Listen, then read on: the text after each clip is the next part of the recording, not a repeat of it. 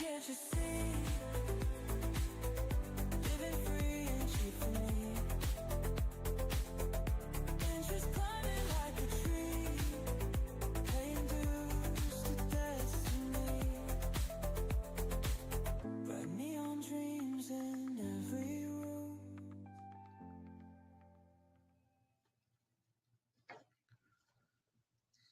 All right, we are live on the air. Michael Kelleher will be joining us here shortly, and we're here live. Yeah, thank talking you about- for that. Yes. I was trying to get some lighting up here because this is the Mic'd Up Show. It is season 4, where every mortgage has a story, and we are here to talk to people out there, our listeners who want to come to the ultimate hub. We have hidden stories behind the mortgage industry, and we're going to watch them come to life. So I'm Michael Kelleher. And I'm Michael Zhao.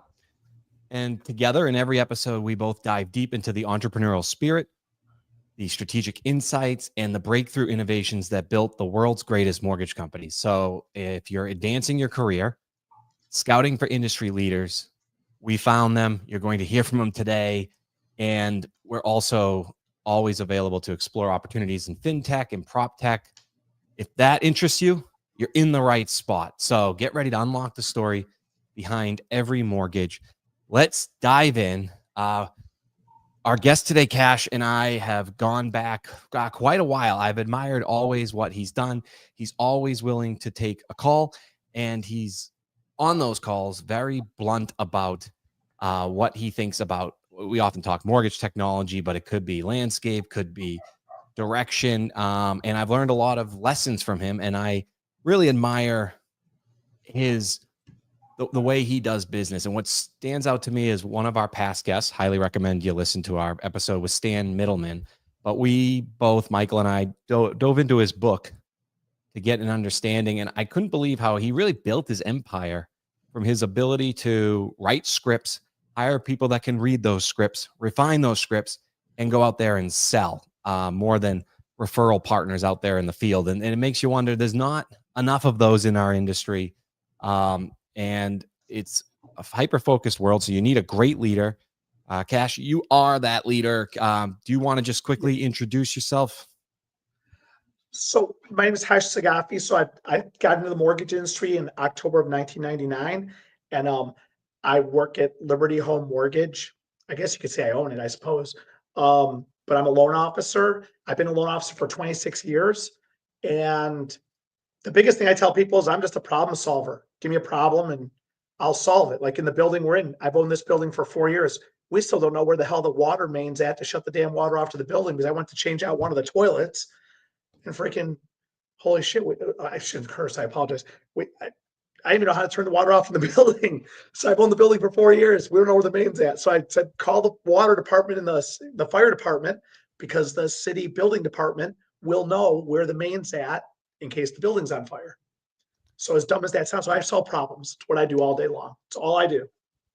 And you do it with a positive attitude. Listen to you. This has been the worst market in forever. Like it's never lasted this long, right? And I guess optimistically, everything since that's closed, anybody that's bought a home since 2022 is in the money. But when's that day going to come? And yet every day you have this positive outlook. Obviously, people feed on it. Can you just tell us why it's a great day today? I'll tell you two quick things. One is this market makes 2007 look like a picnic. Like, I mean, this market, man, I've done this 26 years. Naturally, I was born in 1973, not 1927 or 1932. So I didn't experience the Great Depression. So I guess that had to be worse. But outside of that, man, this market is brutal. So to the people right now in my company, I tell them this all the time. I tell the watchers who are in the industry, if you've survived this, I don't know how it gets worse than this in the next 20 years. So, I mean, God bless you. Congratulations. You could withstand anything. So this is tough. So if you're surviving, I think kudos to you. You're doing amazing things. As far as my outlook goes, it's really easy. I was almost murdered June 19th, 1997.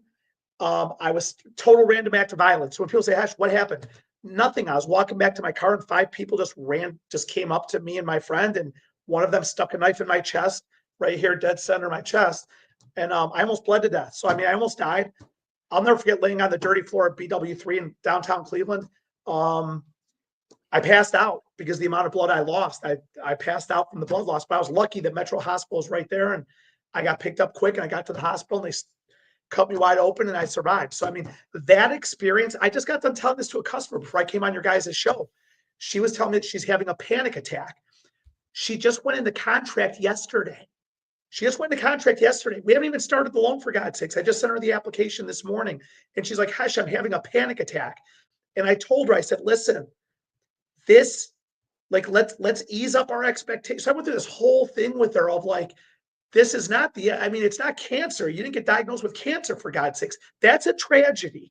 You know, if we run into some bumps and bruises and I get delayed by closing, I miss my closing date, or the house doesn't appraise for value, that's not a tragedy. That's an inconvenience. So if something happens that this house falls out, it's an inconvenience. It's not a tragedy. I just went through that story with her 20 minutes ago. I hung up with her at like 1:56 to jump into here. Whatever. So, I mean, so I was almost murdered, 1997 baseline for everything. So when you tell me, Hesh, this market's horrible, I mean, we've been losing money for 3 years. We've been getting killed. I mean, 3 years ago, I had 300 employees. Today I have 100 employees. 70% of my head count's gone. We're doing probably 15 million a month in production right now. We're doing 60 million, which there's companies out there that do more than that in a day and a half. I get it, but there's a lot of companies that don't either. And I started the company by myself in November of 14. And like I say, I'm just a loan officer. I started by myself in November of 14. I built the company up to 300 people. We're a mortgage banker. We underwrite everything in-house. I'm telling you, this is the greatest opportunity in the world too, Michael, for Michael. I'm so excited right now because so much that I'm reading on LinkedIn, especially when I live on LinkedIn, I read so much, all of these consolidations, you know, Bayview bought Guild Mortgage and Rocket and Zillow might come together. And I love it. I love it because the bigger those companies get, the less user-friendly they become. And when you become a giant, there comes a point when even the owner of the company cannot overcome, their size, and their size begins working against them. So for small companies like me that are looking to become the next big thing, this is a huge opportunity. We went from like 400,000 loan officers as an industry 3 years ago down to like 100,000 right now. How can you not say this is a huge opportunity for those who have stuck in the game? I love it. Okay. Does it make a difference on location? I mean, real estate's mantra is location, location, location. And so you're out in Ohio. I was just there last week. And so does it matter as far as I know volume is going to make a difference. You know, I live in California, so our average loan size, median loan size is probably going to be a lot larger than the ones in Cleveland or Cincinnati. But in units wise, on a nationwide basis, how do we reframe the narrative to say, oh, the market is bad, but yet in lower priced housing, it looks like that there are actually more units being sold. So how do we reframe the narrative to our originators that are out there to go to just think differently than everybody else? That's a great question, Michael. At the end of the day, here's the bottom line. Like I mean, here I got my Brecksville Bees wrestling t-shirt on. Everything I do is associated with the sport of wrestling. My friend Lee Kemp. Lee was a 3-time world champion. He was on the 1980 Olympic wrestling team, but Jimmy Carter boycotted it. They didn't go that year, whatever. Lee wrestled for a high school with like 9 kids on the team in northeastern Ohio in the middle of nowhere. Daryl Burley was a national champion. I think he was the only wrestler on the team in college. There are guys, Mark Branch, my friend, he's the head coach of Wyoming Wrestling. We were teammates in college. Mark had an 8-9 record and won the national tournament. What the hell does that have anything to do with mortgages? It has everything to do with mortgages. Because at the end of the day, it doesn't matter where you are market-wise. I'm in Cleveland. Our average loan is $202,000 as a company. We're 202. You give me a purchase of $400,000, I'm freaking running circles in the office. Looks like I won the lottery or something. People think. I mean, I'm like $400,000. This is unbelievable. If somebody called you and said there's a $400,000 person in California, you say, where the hell is that? That thing doesn't even freaking exist. Not even half of that number. But the bottom line is, if you go in and do the right, you execute the tasks, the success-oriented actions that you should be executing on a daily basis, and you stay consistent and you're positive with what you do. I don't care if you're the only wrestler on that wrestling team. If you do the right things and live the right lifestyle, you might win a damn national title. You don't have to wrestle for the #1 college in the country and be on this gigantic team with all of this and that and the other. You don't. Go in and do the right things and live the right lifestyle. And I don't care, you could be on the tip of Alaska. That's what's so great about our business. Back in 1999 or 2000, when I first started, I used to drive to people's houses. I remember going to pick up I'd call a customer and say, hey, I got to pick up a pay stub. And they'd say, Hesh, I'll leave it in my mailbox. And I'd drive to their house the next day and the damn pay stub wasn't there. And I couldn't call them in the afternoon because nobody had cell phones. So I'd wait until the evening and I'd call them at 8 o'clock at night. Hey, it's Hesh. I was at your house. Oh, Hesh, I forgot to put the pay stub in. I'll put it in now. And I'm thinking, you freaking on and on and on and on. And I got to go back to their house the next day to pick up. Today, it's just, hey, shoot me a text with your cell phone. And I'm calling them at 1 in the afternoon. This used to be a job in the evening because everybody worked and they couldn't answer the phone. Today, because of COVID, the greatest damn thing happened. Everybody's working remotely, this, that, the other. I get my job done by 4. When I'm done off of this podcast, my day's done. I might go do the mulch. We got to mulch a couple more places in the building. Like I might go do some mulch. I'm dead serious. It's like, how can't you find opportunity? I don't care where you live, what market you're in. There's opportunity all over the place. So to take advantage and build this opportunity, what do you see as some of the stepping stones to grow? Like, can you talk about, I think some people often on our show talk at a really high level, but what's it like hiring your first underwriter or hiring your first processor or hiring your first branch manager or some loan officer that's actually in charge of other loan officers? I mean, I remember when with Liberty, November 14, I opened the company. I went to fund my first loan. Okay. We had no idea how to fund. We had no idea how to sell a damn loan. We had no idea. Like my processor was me and my processor. And I worked at a bank previously. So, I mean, it was a bank. To this day, I don't even know if they had a website. They were called Proficio Mortgage. I could barely pronounce them. And God bless them. I worked there. That's wonderful. Customers would say, Hesh, what's your website? I couldn't even spell the name of the place. And I'd be like, don't worry about it. Who needs a website? It's Khash Saghafi. Just you call me, I got you. And they'd be like, well, Hesh, what's the company website? I don't get all that technology. I'm a child of the 70s. You don't need it. The truth was, I didn't know what the hell if they had a website. And if they did, I couldn't even spell the name of the damn. I told my buddy when we went there, I was in his branch. I was like, where the hell did you take us? I can't even pronounce this place. But anyways, so we went to fund our first loan at Liberty. We had no idea about anything. I was like, screw it. Fund the damn thing. I said, the worst thing they do is like, I don't even know what the hell they could do to me. They can't kill me. So that's just what we did. My biggest thing I tell people is this is eat humble pie. You don't know anything. Humble yourself. Have a servant mentality. And my friends always tell me, Hesh, that's like religious or that's like whatever it is. I've never been to church. The only time I've been to church is weddings and funerals.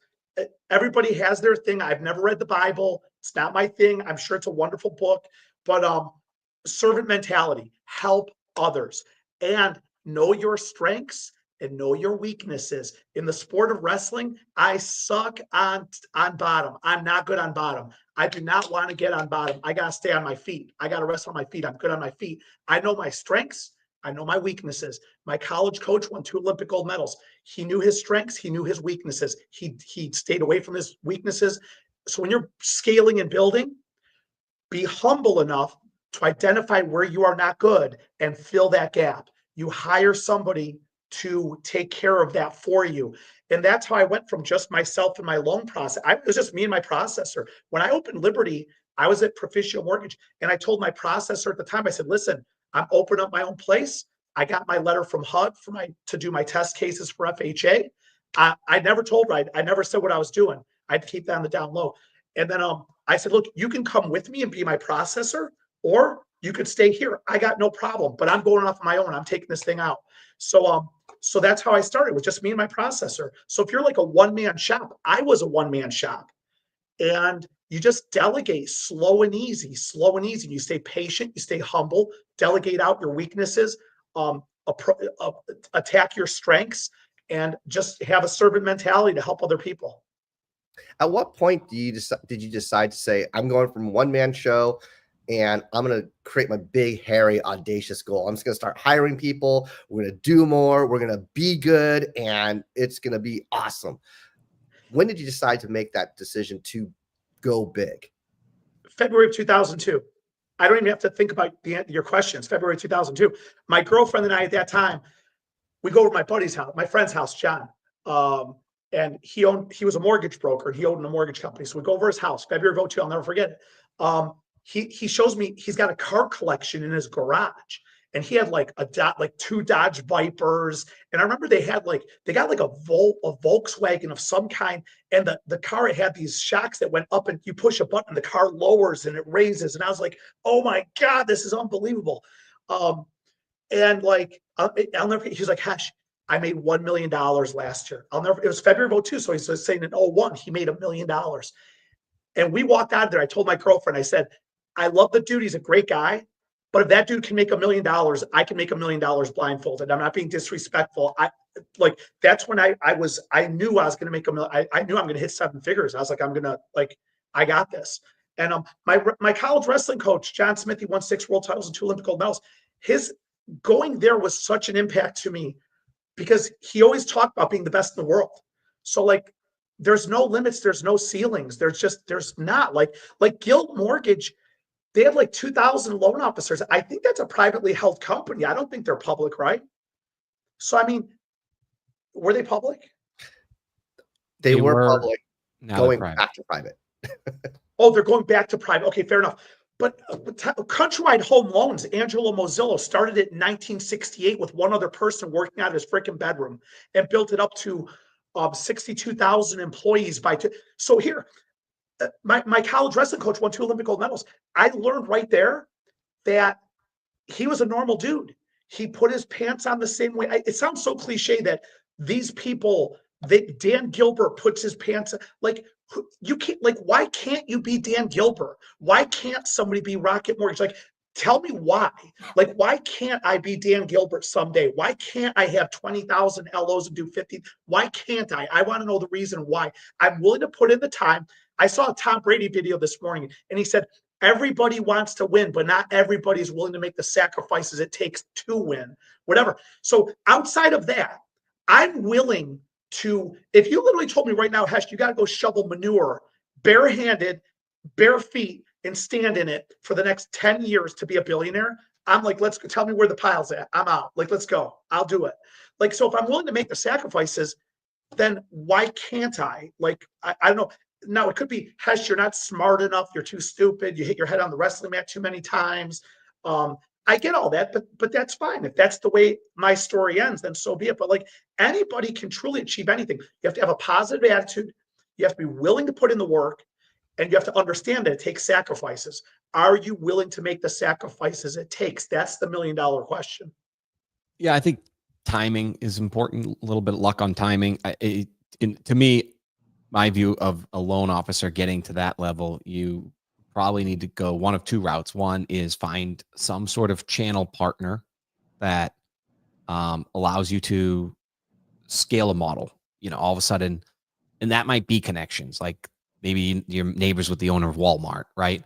And lenders have been in Walmart and it's never worked. So I'm not saying that that's the answer, but some sort of way that they can scale you. Or it seems to me today, social media, and you have a great YouTube station, and everybody I've ever talked to about YouTube stations are like, it was 20 views a show, and then one day I woke up and it just popped and all of them went like, so something like that, and then you become the YouTube guru and everybody goes to you. And I'm sure there's other ways, but to me, those are the 2 ways that you can at least do it without, I don't know what the other secret would be. Just there's not enough time in the day, I don't think. I agree with you 1,000%. I mean, here, having Sam Walton as your next door neighbor, or your dad is Sam Walton, that doesn't hurt, for God's sakes. I mean, I'll take that too, but at the end of the day, if you keep pounding what are your choices? I have these talks with a lot of my employees and loan officers all the time, especially over the last 3 years, the market's been where it is. I have a lot of these talks just all the time. So I always say to my employees, like when they start asking me, Hesh, like, I don't know about this. I said, well, what's your alternative choice? Tell me what your alternative is. You can get out of the industry. That's one choice. The other choice is you're in the industry. So if you're stuck here doing this, why not make the best of it? If I'm stuck coming into work today, why not make the damn best of it that I can make? Now, I get frustrated. I get angry. I've thrown things. I've thrown a lot of things into walls and stuff like that. I'm not going to say I didn't or I don't. I lose my temper all the time. My goal is perfection, period. It just is. My goal is perfection. Let my friends are like, people say, you can't be perfect. I get it. Perfection's impossible. I get it. It doesn't mean that cannot be my goal. And that's it. So, I mean, I get angry. I don't hop and skip through the tulips every single day, but I will tell you, I wake up every day. The first 3 words in my mind every morning, I open my eyes is thank you, God, I'm here. I'm not even religious, but I say, thank you, God, because I was stabbed June 19th. There was another guy in a separate incident. Same summer, he died. He bled to death in the parking lot. I lived. I got lucky. I had people there who called the ambulance immediately. Had they not called the ambulance, I'd have been dead. So I thank God I'm alive. I don't wake up and spring out of bed and scream on top of my lungs, thank you, God, I'm here. I just think it in my head. And then I think, thank you, God, thank you. And I'm ready to go. Like, let's go. Like time to make the most of this day. Wow. How if we can just go back a few more minutes. At what point in the over the course of the last few years did you decide to say, okay, this was a bad market. It's going to be a great market. When do you look at expansion now? I mean, we're looking at potentially low interest rate. And with your attitude, there's a lot of stuff that's going on. You can motivate your people. How do you say, I'm going to go into expansion mode, either more marketing, more networking, or purchasing more leads? What do you tell your originators out there to go for expansion, to go big for themselves? That's a great question. What right now, today, my vision is narrow. My vision is small. I'm in survival mode. Period. End of story. I'm not trying to expand right now. I'm not. What almost put me into, I've gone bankrupt almost twice. In December of 2009, I had a 492 credit score. So if I can give you this quick story, in December of 2005, I'm a mortgage broker. I own my little brokerage. I've got like 20 employees. My house is paid off. I've got no credit card debt.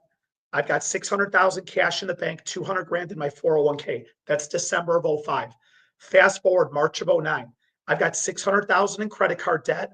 I liquidated my 401k. I ripped out 550,000 from the equity of my house. That was everything I had out of my equity. And I had no money in checking savings. The 600 grand cash was gone. Period. Chase Bank calls me. They raised the interest rate on my credit card to 30%, 29, whatever it was. I made the decision in March of 2009, stopped making credit card payments in May of 2009. I stopped payments in May of 2009 for the first time in my life on my bills. By December of 2009, I had a 492 credit score. I was as dead broke as you get. My brothers were like, get out of this garbage job. Quit doing this job. It's ruined you. Quit. That's all people kept telling me is quit doing what you're doing. The reason I got into that position is because I tried to expand in a shrinking market. In 2006, 7, 8, 9, when the market was contracting, I was like, this is when you gain market share. I'm going to go through everything and I'm going to take over everything. And I learned a valuable lesson back then, 2 valuable lessons. One was, don't try to overcome the market. The market is bigger than you are. I learned I'm smaller than the market is. The second thing was, pay off your debt when you've got money. When I came into a lot of money in 04, 05, because those were the big years at the time, I didn't pay off my debt. I reinvested it into my business. I should have paid off my debt. Fast forward to today. When I made money in 2015, 16, 17, 18, 19, 20, I took all that money. I paid off all my debt. I was debt free. And then when the market contracted in the back end of 21, 22, and then into these years, one, I had no debt. The second thing was my mindset was I'm staying small. I told my managers all the time for the last 3 years, you guys, we don't have to do nothing. All we got to do is show up and come to work every day and do the actions we know to do. And that's it. So my advice in markets like this is stay small. Stay small, man. You don't have to try to grow right now. It's survival. I'm growing just by existing. We're down to 95,000 loan officers in the United States. That means me individually, I own a larger share of the market without even trying to own a larger share of the market because there's less competition. So 20 years ago, I was like, I don't care. Let's grow. Let's hire. I need 20 people by January 1st. I'll never forget telling my manager the one time back then, I don't care who we hire. we need to fill those seats. I bought these cubicles. I swear, I remember this like it was yesterday. I bought these cubicles, like 20 cubicles. And I was like, we need to put asses in the chair, and I don't care who we hire, just put them in there. Today, I'm like, get the hell out of here. Go read the book by Jim Collins, Good to Great. You got to hire the right people and put the right people in the right seats on the bus. That's it. So now I'm like, hey, man, right now, my attitude's completely the opposite. And because of that, that's what has gotten me through this. That's a fantastic answer. And I think if you're out there, there's never been a better opportunity, because it is 3 years of pent up good days ahead. Don't try to time the market, and don't underestimate AI. You don't need AI raw in your business. Just look at some of the software out there that has leveraged AI that just allows you to scale.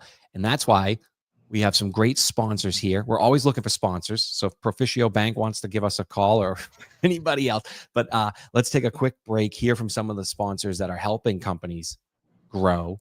And on the other side, we'll get to hear more about this positive attitude from Khash. Want to take your business to the next level? As a longtime trusted mortgage service provider, Mortgage Connect works with some of the largest lenders, servicers, and institutional investors, providing cutting-edge solutions for everything from title, closing, escrow, and default to capital markets and risk solutions. Mortgage Connect brings it all to the table, redefining mortgage lending with innovative digital solutions that can elevate your bottom line. It's time to use AI to revolutionize the way you do marketing in 2025. With ADM Intelligence, we have access to 5,000 consumer data points and proprietary AI technology that helps you understand who is in your database, what's the likelihood of people to do a real estate transaction, and also who they are. So for example, someone who's 50% likely to transact the next 6 months, who's a first-time home buyer, should receive very different content than someone who is, let's say, not as likely to transact that already owns a home. And of course, our content team will provide you with all of that turnkey out of the box to market to everyone in your database. So to learn more, come find us at ICE. If you're there, we're booth number 327, or go to our website, thinkadm.com. Love to walk you through a custom demo of how AI can supercharge your marketing this year. Where the company can do the configurability. So we have no code on this, so they can go in their settings, they can set it up all the way down to the loan officer if they want to. We also have a customer support team that's assigned to each account. If they want, they can overhaul everything if they wanted to. They have a new product, especially dynamic apps. With dynamic apps, we can fit multiple. We can fit the Fannie Freddie loans. We can new construction, one-time close, HELOCs. Whatever those workflows are, they can design that workflow for each individual app. So it's not a static app. And plus two is, as they're answering those questions, it'll ask them specifically what they need. So the borrower has everything at their fingertips right then and there. When a question gets answered, certain documents are required.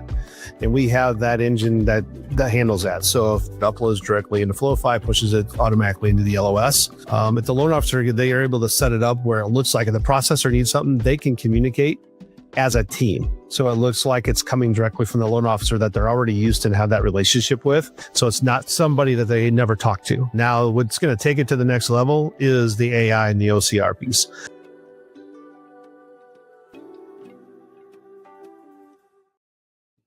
I'm a big quote guy, and I've noticed you already have Tom Brady and a couple others this show. You remind me of Ted Lasso. You have this positive attitude. And you just seemed, I think your employees are very lucky to work with you, especially in these times. One of my favorite Ted Lasso scenes is the dart scene where he's throwing the darts and he's quoting how his dad always had the quote, Walt Whitman, be curious, not judgmental, talking about why he was always underestimated because no one ever asked him. They often judged. Can you just talk about how you bring that be curious, not judgmental attitude to your workforce every day and get them on the phone, so like call reluctance and all that? I will tell you that 20 years ago, I tried to be everything I tried to be everything. I was the manager, the owner, payroll. And now when you're small and it's just you and 4 other people, you have to be everything. But I'll never forget this, that the first person you need to hire is your manager. Your first hire is your manager. So the mistake I made 20 years ago was that, so in managing people, you need a man. If you're the owner, you've got to hire, and you don't have to own the company. I think we all own our own business. Our business is called us. Our parents gave us our name when we were born. So you could be a branch manager, but there's 5 people in the branch. The answer to you. Yes, you have the corporate rules, but the answer to you, you're the owner then. So 20 years ago, I'll never forget my one buddy, he is a police officer.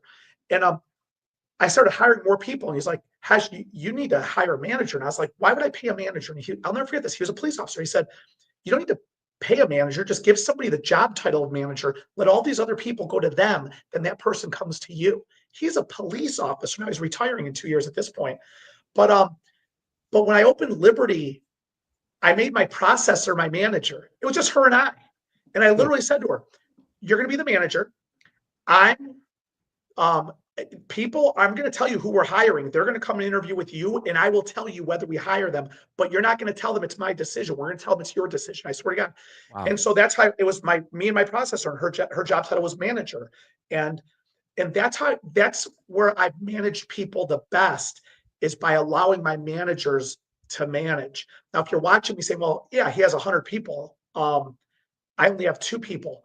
I hate to tell you this, make one of them the manager so that the other person goes to that person. And that's how you really scale up big. Because the problem 20 years ago, when I had 20 people working for me, I'm telling you, they used to come to me and say, Hash, the toilet's clogged. And I'd be like, what the hell you want me to do? Like, go unclog it. But Hash, you're the owner.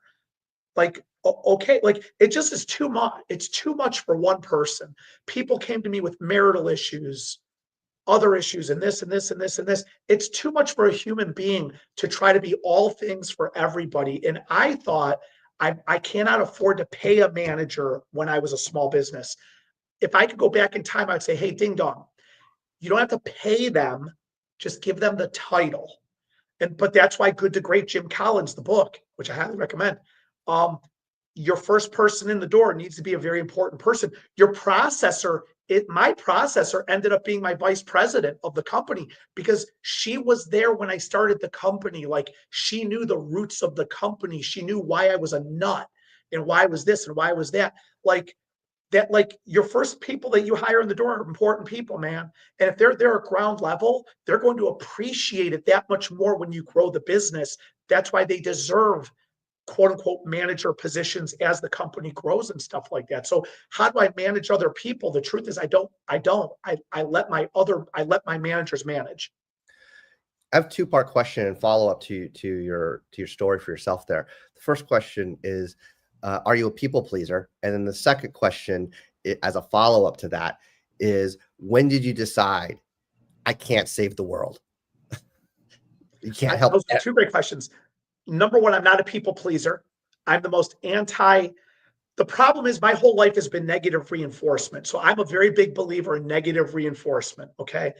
I learned from my first mortgage company that I own, my brokerage, that negative reinforcement in a work environment doesn't have a place. It just doesn't, which is like, it makes me want to puke even saying that, but it just doesn't. But my whole life I'm Middle Eastern. My parents are from the Middle East. I'm a first generation American. My dad would always say, I'm going to go to work, and if I come home and the grass isn't cut, I'm going to beat the hell out of you. There was never any physical violence, but the specter of it was there. So it was always like, oh my God, it was negative. If you don't do this, something bad's going to happen. Then I got into college wrestling, for God's sakes, and wrestled for an 2-time Olympic gold medalist. And it was, if you guys don't do this, I'm going to run you 20 miles on Highway 51. So it was, if you don't do this, something bad happens. It's just my DNA. So when I opened my first mortgage company, it was, if you guys don't do this, then I'm going to do that to you. And that's how it was. I learned people don't react good in a working environment to that. So there's no place for that positive reinforcement. The philosophy that I've now hung my hat on, honestly, is our core philosophy as a company is the employee experience. I believe in Richard Branson's saying, I don't put the customer first, I put my employee first. And if you put your employee first and take care of them, they will take care of the customer. I've hung my hat on that for the last 11 years of business. I gambled that if I don't worry about my customers and I put my employees first, I'm going to win. And it's worked out dramatically better. And I apologize that I forgot the second part of your question, but that was answering the first part. The second part was, when did you decide that you can't save you can't save the world. You can't please everybody. So when did you make that decision for yourself in business? In my first round of business. In my first round of business with my first mortgage brokerage when I had 20 employees, like I was trying to do everything to make them happy. And you asked me if I was a people pleaser, and I would do everything I could. And I'd be like, I did everything they asked me to do, and they still whatever. So that's why I just learned I can't make everybody happy. Piss on it. It's just that simple. I'm going to be the best I could be. I'm going to be me, and I'm going to do the best job I can do. I'm not going to make everybody happy. We serve food. We have a full-time chef here in the building. I mean, this building's a two-story, so I point to the second floor of the building. We have a full-time chef. He was the head chef of the U.S. Olympic team in 2004. He's cooked all over the place. He's an incredible chef. He cooks lunch every day for our employees. It's free. Doesn't cost anything. It is a damn good lunch. We still get people that complain. That'll say that the sauce was too spicy. I mean, if you want to know the truth in my brain, I'm thinking, I got a crazy idea. Don't eat it. Don't eat it. Go downstairs. We're on Rockside Road, downtown. We're in the center of Cleveland over here. Like, there's 800 restaurants here. Go pick. You don't need to eat this. I didn't tell you part of your employment agreement was to eat the food. Don't eat it. But I don't do that. I'm just, no problem. I get it. I'll talk to him about it. So I gave that up. You can't please everybody. You can't. You don't have a food manager that they go to instead? No, we used to have somebody that stocked the food, but that was one of the first positions that we got rid of. And that was her job was to see what everybody felt and thought, but we got rid of her first when the market started condensing, sorry. I'm curious how long some of these IMBs have held on and not caught, at least in operations. And I know you keep referencing good to great. So one of the themes in good to great is the flywheel effect, where greatness isn't a single leap. It's the accumulation of small, consistent wins that builds momentum. Some of these companies, it doesn't seem like they have the culture of any small, consistent wins. And so where in a market like this, outside of closed loans, where do you find those small wins? I truly think the IMBs made so much money that the truth of the matter is money. I always tell people this: money doesn't buy happiness, but whoever invented that saying never had money, because it doesn't make you happy, but man, does it resolve a lot of problems. I can tell you this from personal experience. We've been getting beaten up badly for 36 straight months. I haven't taken a paycheck out of this place in 3 years. Go look my numbers up on MMI. I personally originate around 150 loans a year just over the last 3 years. And I don't have an LOA, an assistant, all this other garbage. I take them start to finish. It's been brutal, but do you want to know how I survived? We made a lot of money and I saved it. 20 years ago, why didn't I survive? I made a lot, yes, but I didn't pay off my debt. And when the market hit and I couldn't take a paycheck, I didn't have enough to pay the bills. So I think the IMBs, I think we just, as a sector of the industry, made so much damn money. And that helped all of us to overcome the storm of the last 3 years. I'm not saying everyone has stayed in business, but I'm willing to bet money a lot did. And that's the truth of the matter. I'm able to absorb a lot more today just because I made more and I saved more. I learned from my past experiences.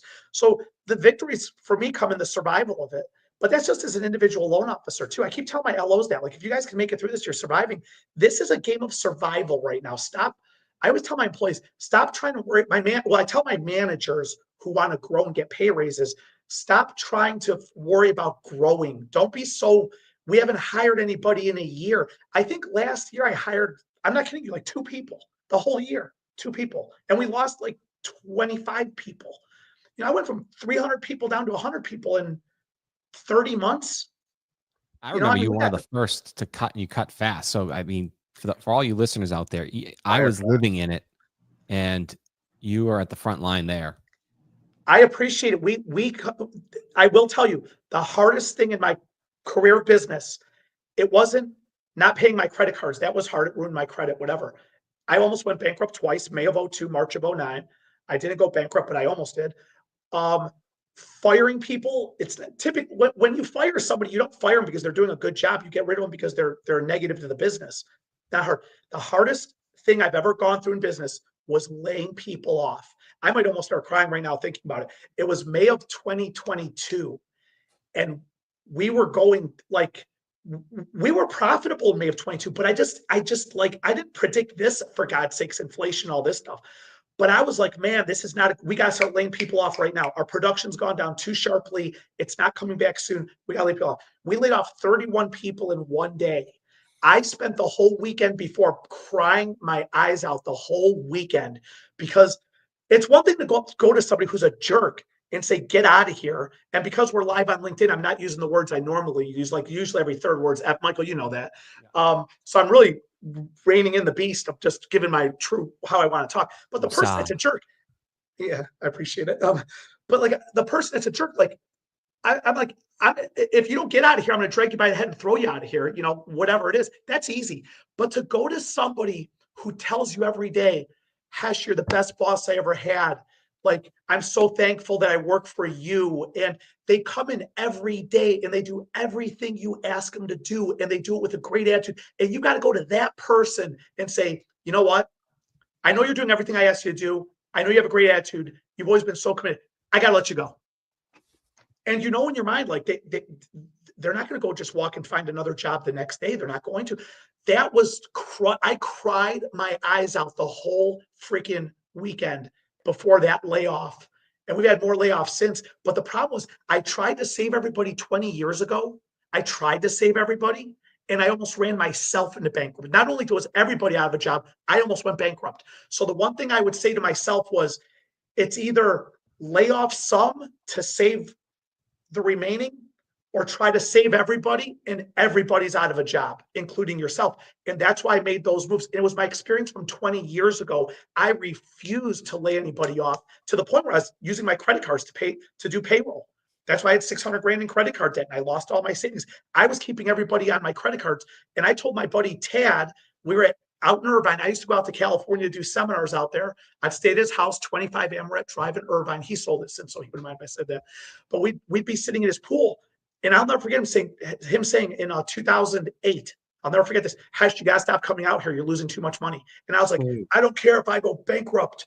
I'm not letting go. I'm keeping everybody. Yeah, well, the market showed me a lesson or two. So you got to let people, it's very sad. I mean, it's even right now, like I almost start crying thinking about May of 20, when I let all those people go. And I got that list, by the way, and I promise you, when we grow, there's probably 10 or 15 I'm going straight back to say, hey man, come, like, let's go. I feel kind of bad because I'm like, man, I hired them before and I let them go. I don't know if they trust me anymore, which hurts by itself because they're really good people. But laying people off is very hard. Wow. You've given us a lot of great business principles, Ashen. I have one question for you, and then I'm going to let Mike take over here. What does your average day look like for you as a leader, as an originator? I get up every morning at 3:30 in the morning.